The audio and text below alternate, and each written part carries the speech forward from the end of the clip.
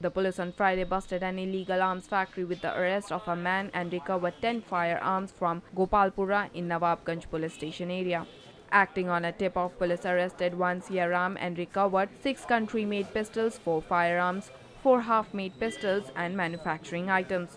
Two of the accused, identified as Sitaram and Ramu Shukla, succeeded in escaping from the spot. All the 3 accused are residents of Shivrajpur. It is suspected that the forearms were being manufactured to cause trouble in the upcoming Panchayat polls. Siaram is being interrogated. A case has been registered in the matter and search is on to nab the absconding accused.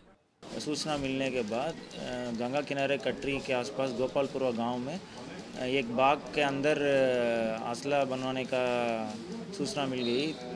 तुरंत दबिश के बाद 10 कट्टे तमंचे और 4 SBBL बरामद हो गई और 3 लोगों को गिरफ्तार भी हो चुका।